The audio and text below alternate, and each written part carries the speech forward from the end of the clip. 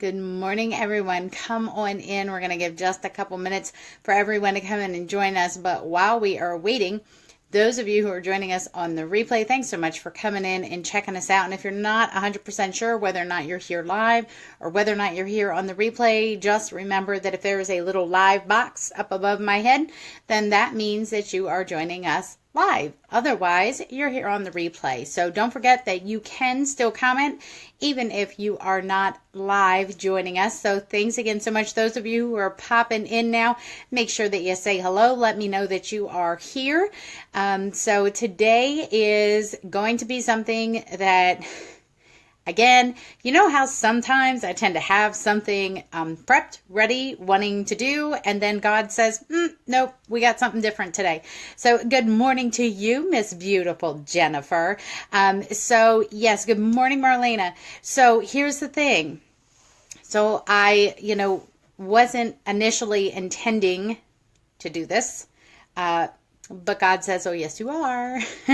Okay, so for anyone who might be on my regular page, okay, if you are on my regular Facebook page, you may have seen that I have requested some prayers. So I want to share just real quick what those prayers are about because y'all are my peeps. You're right here with me. So I want to share a little bit of what that is.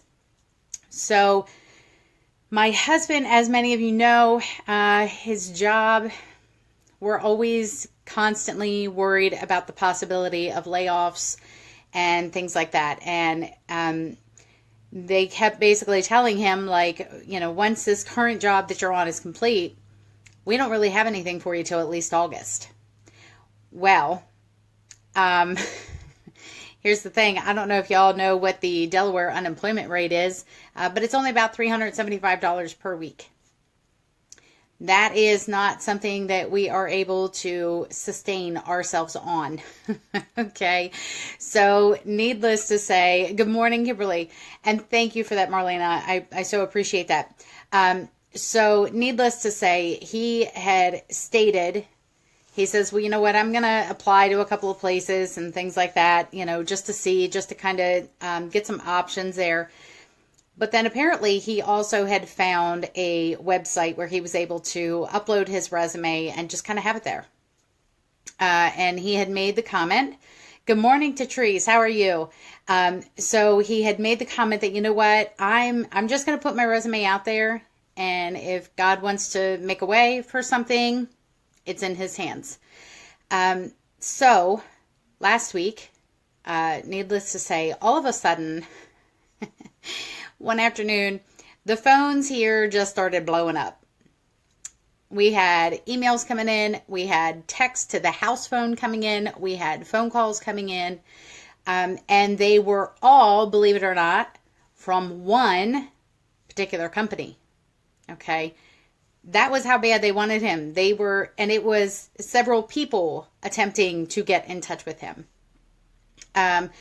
So basically, he contacted them. They said, how quick can you come in for an interview? They said, here's an assessment test, go fill out the assessment test. Also, here's a link to the application, fill out the application, bring that with you when you come to the interview.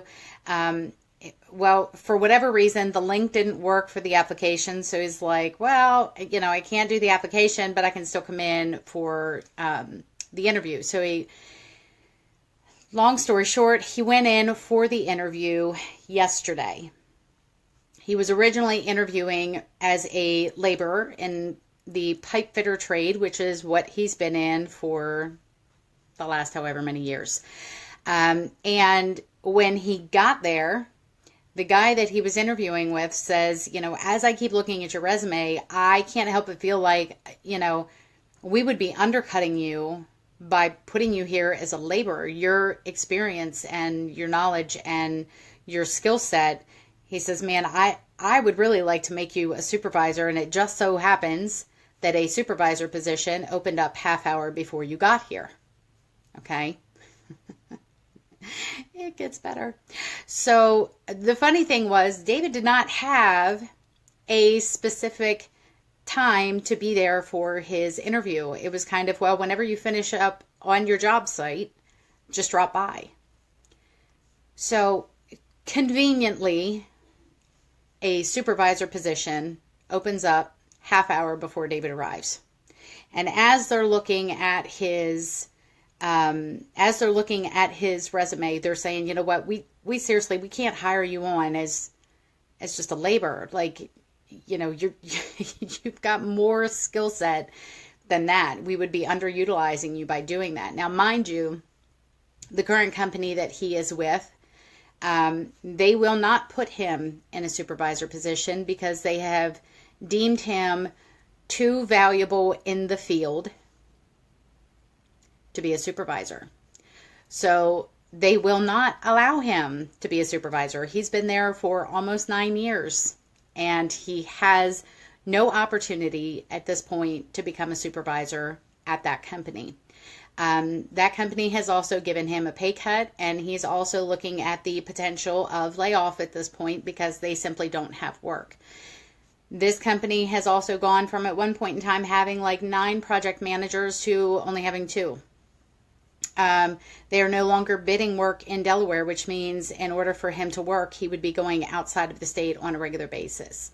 So there was kind of all these different things happening where I'm like, I don't think you're supposed to stay where you are. And so as we were talking about things, I was, you know, and David was struggling because he has never left a job to go to another job with a pay cut.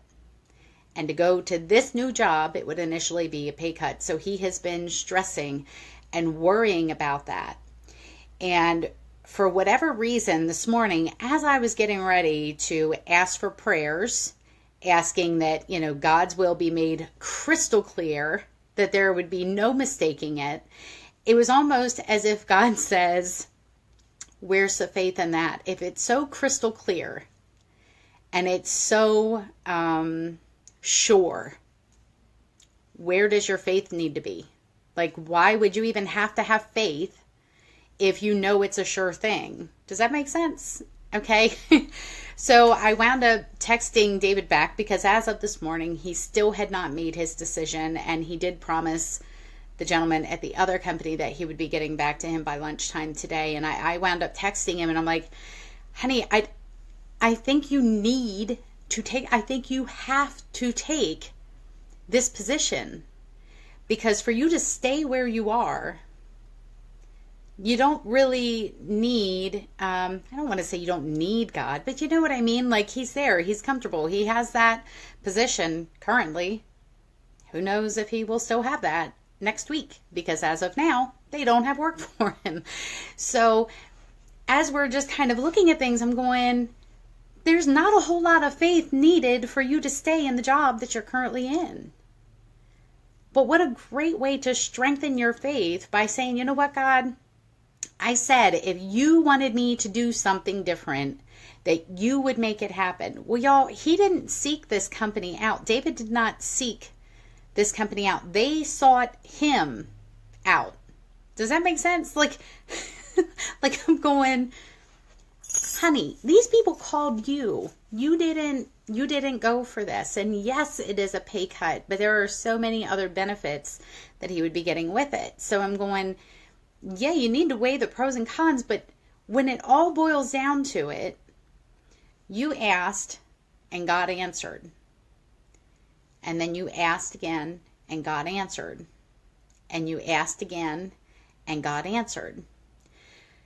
So it immediately took me to the story of Gideon and the 300. And we've had this conversation on here before, but just in case, because I know we've had some new people that have come in since that time, and maybe I have some people here who are not familiar with this story.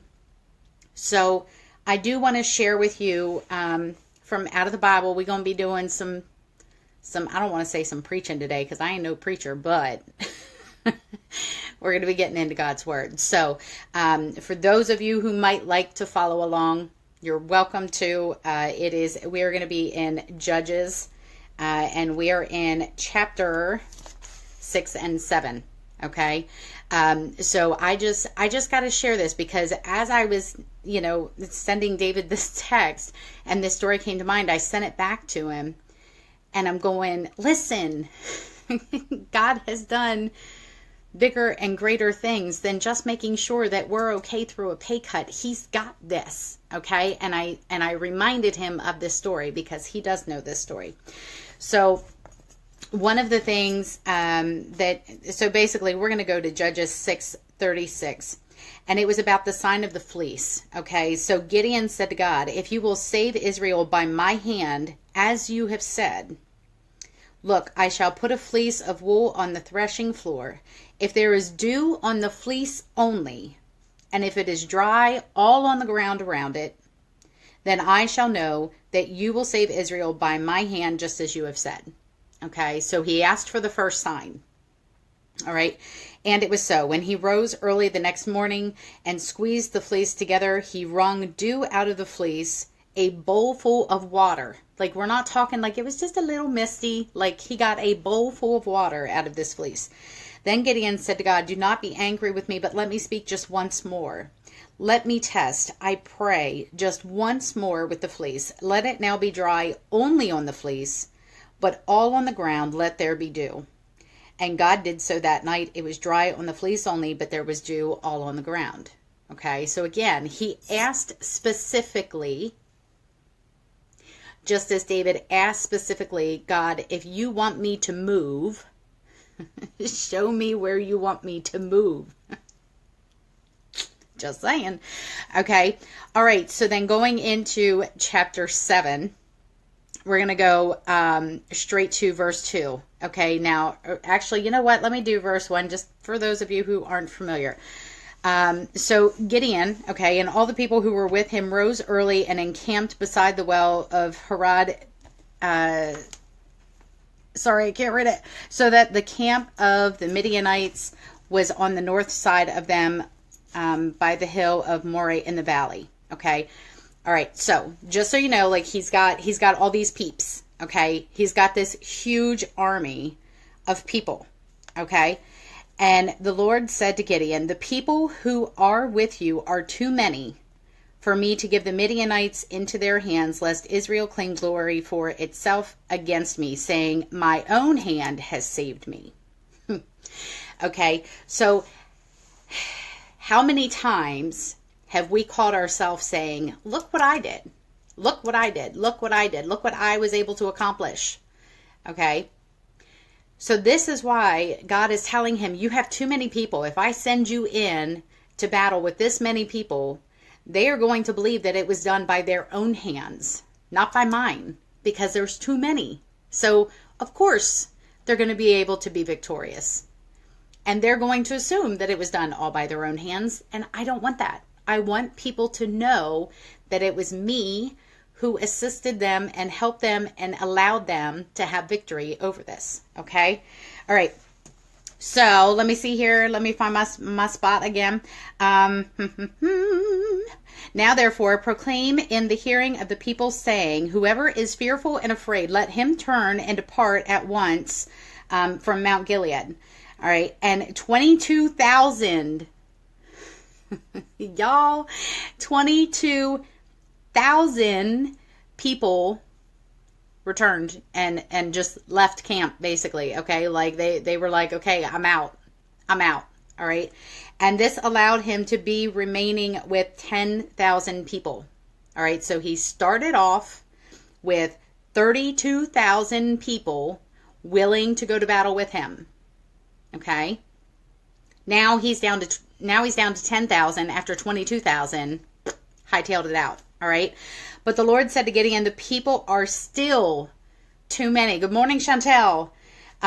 Said there are still too many. Bring them down to the water and I will test them for you there. Then it will be that of whom I say to you, this one shall go with you, the same shall go with you.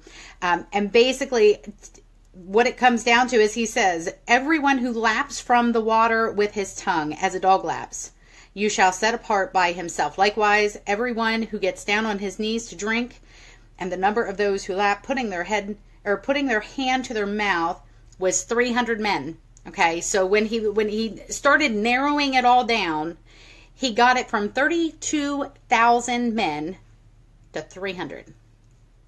okay, to 300, because he says with 32,000 men, of course they'll be victorious and they'll think it's by their own hand. But if you are victorious with only 300, that's me. And they'll know it's me. I will be able to be glorified by that. Okay, now, anyone who's just jumping in, I'm not saying me, I'm saying God. Okay, just in case. Just in case. All right. So needless to say, he went in with 300 men. It was not by might. It was not by their hands that they were victorious over an army, which, by the way, could not even be numbered because there was so many. All right. There was so many that they were fighting against, yet with just 300 of them, they were able to be victorious. So as I'm looking at, our situation this morning and David's concern about a position that's less than what he's currently making, I'm going, but look, look what God is able to do. Look at what he's able to accomplish, and what an amazing opportunity to be able to give God all the glory for getting us through this while strengthening our faith and while allowing us the opportunity to lean on him more. Why wouldn't God want that? Along with giving David all the other, opportunities and blessings and benefits that come with this new company that he will never see at the company he's currently at. So I'm like, so yeah, babe, you might have to make that step back in numbers to show that God is going to be victorious through you. Okay? So that just totally floored me this morning. So y'all, by the way, my husband still has not clued me in on what his decision is. He claims he is making his decision by lunchtime. And I still don't know what it is. Y'all, I am praying that he is going to be able to be at peace with whatever decision he makes. And y'all know I am going to be there to support him either way. I mean, whether he takes the job or he doesn't take the job, I'm still going to be there to support him either way. But I'm going, what an amazing thing that we could be a part of by saying, y'all, look, because we're not talking just a little pay cut. We're talking about a $15,000 a year pay cut. Okay. So it's quite a jump. All right. But I'm like, but this is to start, babe. Who knows what's going to happen once you're there and you've had an opportunity to prove yourself and you've had an opportunity to show them what you can do, then who knows what could potentially be there as far as income or as far as bonuses or anything else. And truth be told, when we look at all the benefits from one versus the other, I mean, I truly think that $15,000 per year is really going to be a wash. But he's having a hard time seeing that because it would be kind of at the end of the year that it would all even out. And he's a little concerned of what that means weekly. So needless to say, I'm also bumping things up in my Premier business as a just in case, and to, help him feel a little bit better about what's going on. But it still comes down to God is going to take care of us. And if God didn't want this to happen, he would not have allowed everything to flow in such a way that that company would have even found David's resume, online. Just the way that everything worked. I'm like, this is just crazy to me. You have to see this as it's coming from God. And he's going, well, but what if I'm just trying to push something and blah, blah, blah. And so you have to ask yourself, where's your faith? All right. So even when you are having difficulties in your business, when your shows aren't there, when the retail's not there, when the bookings aren't there, when your Facebook shows are, okay, you have to ask yourself, what are you putting your faith in? Are you putting your faith in those people? Are you putting your faith in all of those things? Or are you putting your faith in God that he's going to provide for you when you need and what you need? Now, it might not always be what you want, but guess what? We are not intelligent enough to know what we want Okay, hear me on this. What we want as far as what we think is best for us, because we don't know the whole picture. God does. So the things we think we want, if we were given everything that we wanted, guess what? We would not be living in God's will, for one. And for two, we are going to be suffering, chances are, because a lot of the things that we think we want, once we actually have them, we realize we didn't want that. Okay. Yes, Margaret says no one likes change, but when one does change, bigger God-sized dreams come. Yes. Sherry says we started over 5 years ago with a $30,000 pay cut, and somehow God has seen us through. That is awesome, Sherry. Not awesome that you had to take that pay cut, but awesome that God was able to be victorious there with you. So, yes, I will. Mary, I was actually thinking about that, is that, I might just have to come on here. And I said, like, whoever would have thought, this hair is driving me nuts today. I'm sorry. I don't know what it's doing. Well, probably because I was rushing to get on here. I had to get my shower this morning, so I just blew my hair dry instead of straightening and actually styling. But anyway, so I was thinking about popping on here because I truly never would have thought that there would come a day and time where I would be wanting to celebrate a pay cut. But y'all, I truly think I will be. Like, if David decides to take this, I see a celebration in our future, because I truly feel like this is where God's calling him to be. And I love the fact that one of the things that David did was, during the interview, he made it a point to let them know that he is a man of God. And he said, I've been in this industry a long time. I know that there are some times where things are being done in ways that they shouldn't be, at least in other companies that I've seen. And he said, and as a supervisor, should I decide to take this position, you need to know first and foremost that I am a man of God. And if it goes against God or goes against my family, I won't be doing it. And the guy was like, I totally respect that. That's fine. I totally respect that. And so I loved the fact that he was, wanting to stand on his faith first and foremost, and let them know, like, I'm not going to do things that are shady, because if it goes against God, I'm not going to do it. So that was his way of saying, please don't put me in a position where you're wanting me to lie or to, cut corners or to steal or somewhere, because I'm not going to do it.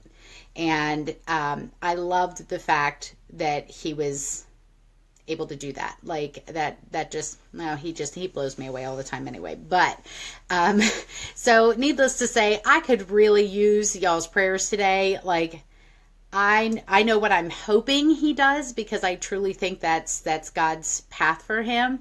But it comes down to, this is his decision, because he's the one who's got to work the job. So, this is truly his call. But I'm just saying prayers that God's will be done. Okay. That's first and foremost, that God's will be done. So, if it's God's will for him to stay at Worth, then so be it. If that's where he's being called to stay, that's fine. But I just can't see that being the case with everything else, the way that it's lined up, the way that it has. So, I really think that this is something that would be good for our family. I just need David to understand that God will provide, and he has always been the provider. So I know that's been tough for him. But again, sometimes we have to understand that it's not always up to us. There are things that God needs to do in our life and in our business that are going to require his hand, not ours. Okay, so sometimes we have to just do as much as we can do and allow the rest to be up to God. Okay, so I just really want you guys to just think about that today. Just think about where are you putting your faith? Are you putting your faith 100% in yourself? Because if so, you are going to shortchange yourself. You are going to, because here's the thing, in our own minds, all right, we don't believe that we are smart enough, capable enough, that we have enough skills, that we have enough knowledge, that we are good enough, whatever, that we are pretty enough, that we're fashionable enough, that we're this, that we're that. We don't feel like we are enough. Okay.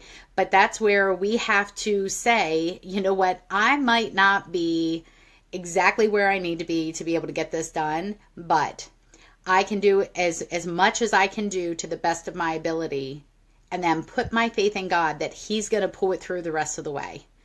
And let me tell you something, He will do that. All right. And just like with Gideon, going in there with his 300 men instead of 32,000 men. All right. Y'all, listen, you can do great, wonderful, and marvelous things through God, and God using you. You don't have to have a ton of things going on in order to be able to be successful. Does that make sense? Like, listen, there are some people, as an example, that they could do less number of shows and have a higher retail. They might not have to work as hard. Okay. As hard as in number of days. Do you know what I'm saying? Because they still work hard. So it's just one of those things where you got to look at that and go, okay, like, I don't have to have a gazillion shows in order to be successful. But if I am working consistently and I am doing what God is calling me to do, and I am doing my job and I am serving people, it's going to happen. Like, God is going to bless those efforts. You just have to stick with it. And you just have to have faith in Him, that even something that you look at and go, well, I only have one show left on my calendar. Y'all, you have no idea what God could do with that one show. So keep that in mind. Okay, so that's what I have for you all today. I hope that it blessed you in some way, shape, or form. And yes, I probably will pop back on here to let y'all know what has been decided for our family. So just be in prayer for us. I would absolutely love that. And I will catch y'all soon. Thanks so much for being here. Bye-bye.